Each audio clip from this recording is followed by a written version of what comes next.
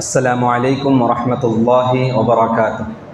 ان الحمد للہ وحدہ والصلاة والسلام علی من لا نبی بعدہ، اما بعد اعوذ باللہ من الشیطان الرجیم، بسم اللہ الرحمن الرحیم۔ محترم حاضرین، آج کی تراویح کی نماز میں ہم نے 6واں پارہ لا یحب اللہ کی سماعت فرمائی ہے، جس پارے سے ہم آج 3 آیتوں کا انتخاب کیے ہیں، اسی کے تحت آج کا درس تراویح ہوگا۔ سورہ نساء سورہ نمبر 4 آیت نمبر 170 پر 3 سے 170 پر 5۔ اعوذ باللہ من الشیطان الرجیم، بسم اللہ الرحمن الرحیم۔ فَأَمَّا الَّذِينَ آمَنُوا وَعَمِلُوا الصَّالِحَاتِ فَيُوَفِّيهِمْ أُجُورَهُمْ وَيَزِيدُهُمْ مِنْ فَضْلِهِ وَأَمَّا الَّذِينَ اسْتَنكَفُوا وَاسْتَكْبَرُوا فَيُعَذِّبُهُمْ عَذَابًا أَلِيمًا وَلَا يَجِدُونَ لَهُم مِّن دُونِ اللَّهِ وَلِيًّا وَلَا نَصِيرًا۔ بس جو لوگ ایمان لائے اور عمل صالح کیا، اللہ انہیں ان کا پورا بدلہ دے گا اور اپنے فضل سے اور زیادہ دے گا۔ وہ جو اللہ کی عبادت کا انکار کرتے ہیں اور تکبر کرتے ہیں، انہیں دردناک عذاب دیا جائے گا اور اللہ کے علاوہ ان کا کوئی دوست یا مددگار نہیں ہوگا۔ یا ایھا الناس قد جاءکم برہان من ربکم وانزلنا الیکم نورا مبینا۔ اے لوگوں، تمہارے پاس تمہارے رب کی جانب سے برہان اور دلیل آ چکی ہے اور ہم نے تمہاری طرف ایک واضح نور بھیجا ہے۔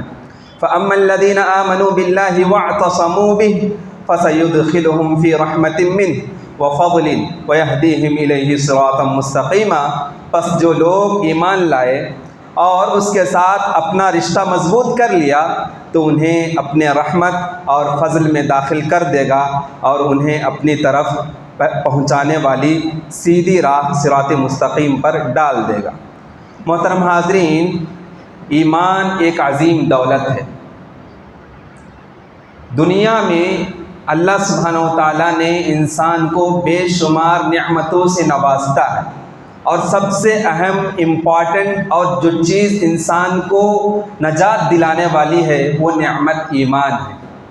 یعنی دین اسلام کے مطابق اگرچہ ہم زندگی گزارتے ہیں، قرآن و حدیث کے مطابق ہم زندگی گزارتے ہیں، تو ہم صراط مستقیم کی راہ پر چل رہے ہیں اور گمراہی سے بچے ہوئے ہیں۔ یہی ایمان کی دولت ہے۔ دیکھیے، یہاں صرف ایمان نہیں کہا گیا بلکہ ایمان کے ساتھ عمل صالح بھی ہے۔ یعنی پہلے ہمیں ایمان لانا ہے، اس کے بعد اس ایمان کے مطابق پریکٹیکلی ہمیں عمل کر کے دکھانا ہے، تبھی جا کے نجات ملنے والی ہے۔ صرف ایمان لے آئیں گے کہ اللہ سبحانہ و تعالیٰ ایک ہے، لیکن توحید کے مطابق زندگی نہیں گزاریں گے تو پھر پوری زندگی برباد ہو جائے گی۔ صرف رسول پر ایمان لے آئیں گے لیکن رسول کے بتائے ہوئے طریقے کے مطابق اگرچہ ہماری زندگی نہ ہوئی تو پھر ہمیں نجات نہیں ملنے والی۔ تو ایمان لانے کے ساتھ ساتھ پریکٹیکلی عملی طور پر جو ایمان کے تقاضے ہیں اس کو بھی پورا کرنا ضروری ہے۔ علامہ اقبال فرماتے ہیں، زبان سے کہہ بھی دیا لا الہ الا اللہ تو کیا حاصل۔ زبان سے کہہ بھی دیا لا الہ الا اللہ تو کیا حاصل، دل و نگاہ مسلمان نہیں تو کچھ بھی نہیں۔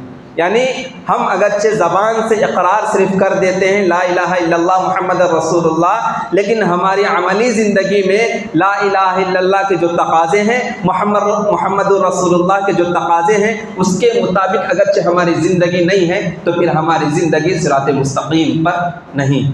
تو ایمان کے ساتھ ساتھ عمل بھی شرط ہے۔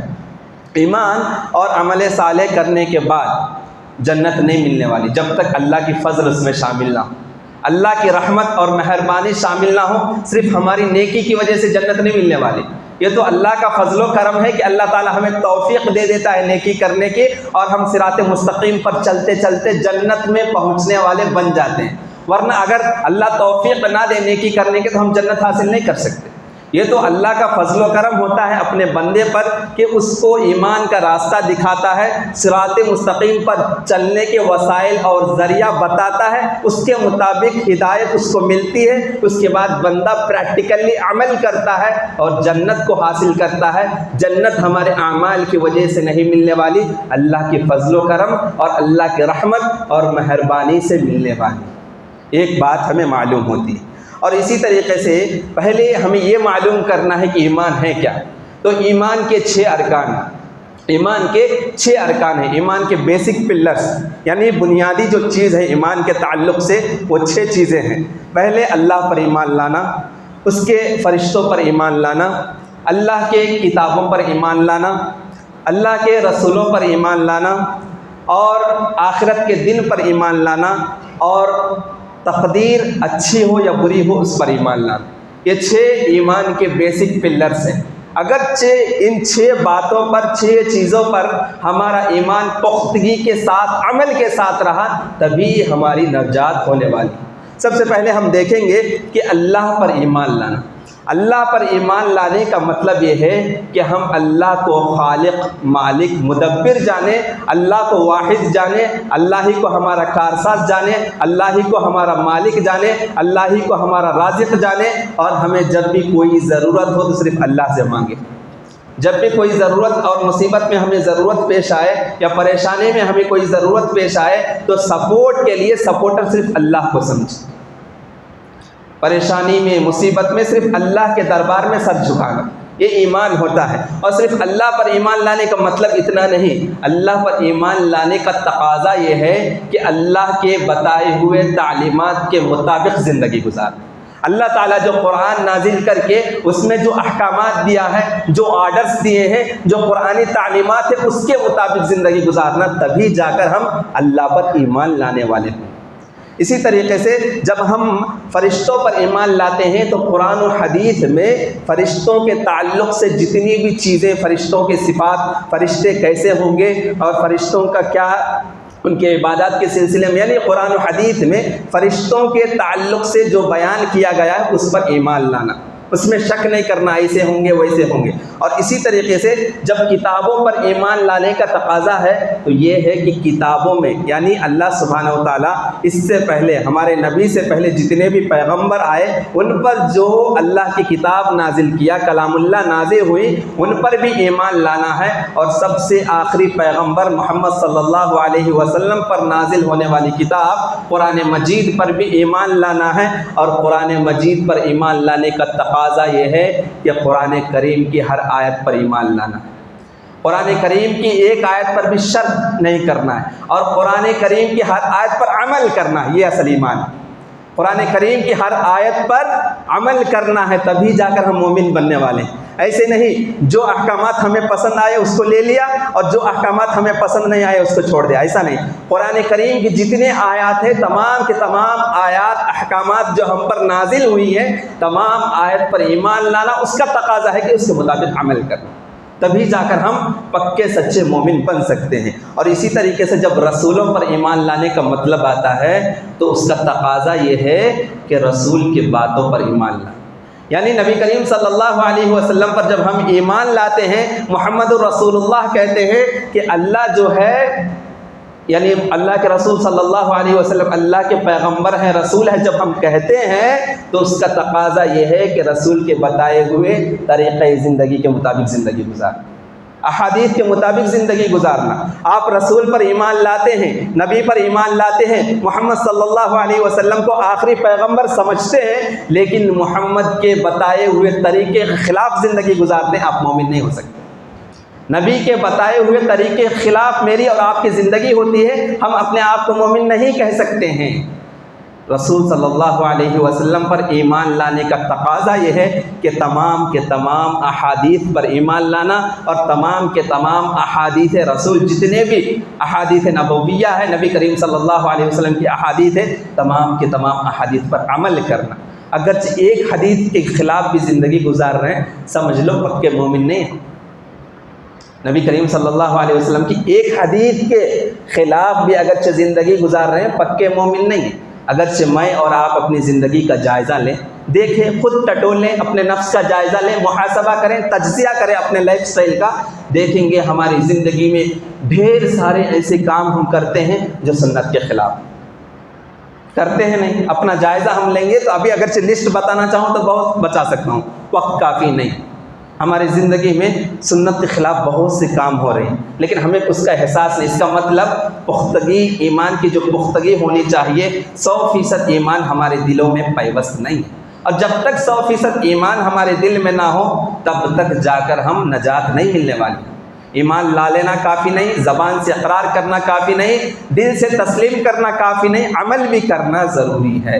اسی طریقے سے یوم آخرت پر ایمان لانا، ہر کسی کو معلوم ہے کہ آخرت کا دن ہے، جزا کا دن ہے، جس دن اللہ تعالیٰ بدلہ دینے والا ہے، قیامت کا دن آنے والا ہے، ہر کسی کو معلوم ہے۔ تو صرف معلوم کر لینا یا اس پر یقین کر لینا کافی نہیں، بلکہ اس کا تقاضا یہ ہے کہ آخرت کی زندگی کی تیاری کریں۔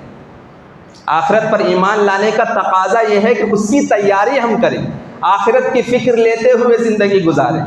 وَأَمَّا مَنْ خَافَ مَقَامَ رَبِّهِ وَنَهَى النَّفْسَ عَنِ الْهَوَىٰ فَإِنَّ الْجَنَّةَ هِيَ الْمَأْوَىٰ، کہ جو شخص دنیا میں یہ سوچ کر زندگی گزارتا ہے، اللہ سے ڈرتے ہوئے زندگی گزارتا ہے کہ کل قیامت میں مجھے اپنے رب کے سامنے کھڑا ہونا ہے اور سوال کا جواب دینا ہے، اپنی زندگی کے ہر پل ہر سیکنڈ کے سوال جب اللہ سبحانہ و تعالیٰ مجھ سے کرے گا تو میں اس کا جواب کیسے دوں گا، اس کی تیاری کرنا ہے۔ اور اپنے خواہشات نفس سے کی پیروی نہیں کرنا ہے، خواہشات نفس کو کچلنا ہے اور اللہ تعالیٰ اور اللہ کے رسول کی اطاعت کرنا ہے۔ نفسانی خواہشات سے دور رہ کر، اپنی منچاہی زندگی سے دور رہ کر، ہم جو چاہتے ہیں وہ نہیں، اللہ جو چاہتا ہے، اللہ کے رسول جو چاہتے ہیں اس کے مطابق زندگی گزارنا ہے۔ تو آخرت پر ایمان لانے کا مطلب یہ ہے کہ جب ہم آخرت پر ایمان لاتے ہیں تو اس سے پہلے موت پر یقین ہونا چاہیے، موت کی تیاری کرنا چاہیے۔ اس کے بعد آخرت کی سب سے پہلی منزل قبر ہے، قبر میں ہونے والے سوالات کی تیاری کرنا چاہیے۔ اس کے بعد قیامت ہے، قیامت میں جو اللہ سبحانہ و تعالی ہم سے سوال کرے گا، تمام کی تمام سوالات کی تیاری کرنا چاہیے۔ یعنی آخرت پر جب ایمان لانے کا مطلب یہ ہو گیا کہ ہمیں اس پر یقین ہونا ہے کہ جنت بھی ہے، جہنم بھی، اور جنت میں ہمارے لیے نعمتیں ہیں اور جہنم میں ہمارے لیے عذاب ہے۔ اس پر یقین نہیں، عمل ویسا کرنا ہے کہ میں اچھا کروں گا تو مجھے جنت ملنے والی ہے، اگرچہ میں برا کیا، گناہ کا کام کیا تو مجھے جہنم ملنے والی ہے۔ تو یہ آخرت پر ایمان کا تقاضا ہے۔ اور تقدیر پر ایمان لانے کا مطلب یہ ہے کہ اگرچہ ہماری زندگی میں مصیبتیں آتی ہیں، پریشانی آتی ہیں تو وہاں صبر کرنا ہے، اور اگرچہ اللہ تعالیٰ نعمتوں سے نوازتا ہے، مالداری دیتا ہے یا خوشحال زندگی دیتا ہے تو وہاں شکر گزاری کرنا چاہیے۔ یہ ایمان، تقدیر پر ایمان کا تقاضا ہے کہ مصیبت کے وقت، پریشانی کے وقت صبر کریں کہ اللہ تعالیٰ نے میری زندگی میں، میری تقدیر میں یہ لکھا ہے، یہ ہونے والا تھا، اس میں کچھ نہیں کر سکتا، اللہ جو چاہتا ہے وہی ہو رہا۔ ہاں، یہ ایمان کا تقاضا ہے۔ اور اگرچہ اللہ تعالیٰ خوشحالی زندگی دیا ہے، لگزریس لائف گزار رہے ہیں، تو شکر گزاری کرنے کی ضرورت ہے، اللہ تعالیٰ کا شکریہ ادا کرنے کی ضرورت ہے، تو اللہ تعالیٰ اور زیادہ مزید دے گا، مزید برکت دے گا۔ یہ سب ایمان کے تقاضے ہیں۔ تو یہاں تک ہمیں پتہ چلا کہ ایمان یہ ہوا۔ ایمان کے ساتھ عمل صالح، عمل صالح کیسا کریں گے؟ قرآن و حدیث میں بتائے گئے احکامات کے مطابق زندگی گزاریں۔ نیک عمل کیسا کریں گے؟ قرآن و حدیث میں جو نیک عمل کرنے کے احکامات بیان کیے ہیں اس کے مطابق عمل کریں گے۔ ہمارا ایک عمل بھی قرآن و حدیث کے خلاف جاتا ہے، پکے سچے مومن نہیں ہو سکتے۔ جو بھی عمل کرتے ہیں قرآن کی روشنی میں کرنا ہے، جو بھی عمل ثواب کی نیت سے کرتے ہیں پہلے یہ دیکھ لیں کہ قرآن حدیث میں ہے یا نہیں۔ آج ہمارے معاشرے میں دیکھیں گے اتنی شرک پھیلی ہوئی ہے اور بدعات پھیلے ہوئے ہیں، ہاں نہیں بدعات ہے نہیں، ایک دو بدعت میں بدعات ہیں، ڈھیر سارے بدعت کے کام ہو رہے ہیں، یعنی دین سمجھ کر، نیکی کا کام سمجھ کر، ثواب کا کام سمجھ کر غلط کام کر رہے ہیں جو قرآن و حدیث کے خلاف ہے۔ تو سچے پکے مومن نہیں ہوئے ہم۔ عمل صالح کا جہاں تقاضا ہے، عمل صالح کرنے کا تقاضا یہ ہے کہ وہ عمل صالح قرآن و حدیث کی بنیاد پر، قرآن و حدیث کے روشنی میں ہوں۔ ہم عمل کرتے ہیں، ثواب کی نیت سے کرتے ہیں، دیکھ لیں کہ قرآن و حدیث سے ثابت ہے یا نہیں۔ میں جو بھی عمل کرتا ہوں اس کا تقاضا یہ ہے کہ میں پکا مومن ہوں، تو پہلے عمل کرنے سے پہلے دیکھ لوں، اگرچہ مجھے ثواب حاصل کرنا ہے، کہ وہ قرآن و حدیث میں اس کی دلیل ہے یا نہیں۔ جب عمل کریں گے یعنی ایمان بھی لائیں گے، عمل صالح کریں گے، اس کے بعد جنت ملنے والی۔ فرسٹ اسٹیپ ایمان لانا، سیکنڈ اسٹیپ جو ایمان لاتے ہیں جن باتوں پر اس پر پریکٹیکلی عمل کرنا، اور اس کے بعد جو جنت ملنے والی ہے یہ ہماری نیکی کی وجہ سے نہیں بلکہ اللہ کے فضل کی وجہ سے ہمیں جنت ملنے والی ہے۔ ان الذین آمنوا وعملوا الصالحات کانت لهم جنات الفردوس نزلا۔ سورہ کہف سورہ نمبر 18 آیت نمبر 107 میں اللہ تعالیٰ فرماتا ہے کہ یقیناً وہ لوگ جو ایمان لاتے ہیں اور نیک اعمال کرتے ہیں ان کے لیے جنت میں مہمان نوازی کی جائے گی۔ سبحان اللہ، ایمان بھی لا لیے اور ایمان کے جو تقاضے ہیں اس کے مطابق زندگی گزار رہے ہیں اور نیک اعمال کر رہے ہیں، قرآن و حدیث کے مطابق کر رہے ہیں، تو جنت میں ہماری مہمان نوازی ہوگی۔ دنیا میں اگرچہ پرائم منسٹر گھر میں بلا کے مہمان نوازی کرے تو اپنے آپ کو کتنا پراؤڈ فیل کرے گا۔ کوئی ایم پی اگرچہ کسی ممبر آف پارلیمنٹ کے گھر میں آ کے ہمیں دعوت دیتا ہے، افطار کی دعوت، اگرچہ ہم چلے جائیں گے تو کتنا پراؤڈ فیل کرتے ہیں ہم۔ ہاں، کوئی گاؤں کا سب سے بڑا آدمی ہے، مالدار ہے، شہرت والا آدمی ہے، اس کے پاس جا کے مہمان نوازی کرتے، اس کے گھر میں وہ بلاتا ہے، اپنے گھر میں بلا کے اور اپنے ساتھ مل بیٹھ کے کھلاتا ہے، کتنی مطلب خوشی ہوتی ہے نا، مسرت ہوتی ہے نا، اپنے آپ کو بہت عزت والا فیل کرتے ہیں۔ اللہ سبحانہ و تعالیٰ جنت میں مہمان نوازی کرانا چاہتا ہے، لیکن شرط یہ ہے کہ ایمان اور ایمان کے تقاضوں کو پورا کیا جائے، اور عمل اور نیک عمل وہ بھی کیسا، قرآن و حدیث کے روشنی میں جب کریں گے تو اللہ کا فضل ہم پر نازل ہوگا اور اللہ تعالیٰ جنت عطا کرے گا، اور وہ جنت میں اللہ تعالیٰ مہمان نوازی کرائے۔ اللہ تعالیٰ ہم سب کو جنت الفردوس میں اعلیٰ مقام فرمائے، اور جس طریقے سے ابھی ہم لوگ اس محفل میں بیٹھ کر سن رہے ہیں، اسی طریقے سے اللہ سبحانہ و تعالیٰ ہم سب کو مل بیٹھ کر جنت میں بھی اسی طریقے کے محلات عطا فرمائے۔ آخر میں دعا کہوں کہ اللہ تعالیٰ ہم سب کو ایمان کے جتنے بھی تقاضے ہیں اس تقاضے کو سمجھتے ہوئے نیک اعمال قرآن و حدیث کی روشنی میں کرنے کی توفیق عطا فرمائے، اور اللہ تعالیٰ ہم سب کو اپنے فضل سے جنت الفردوس میں اعلیٰ مقام عطا فرمائے۔ وآخر دعوانا الحمد للہ رب العالمین۔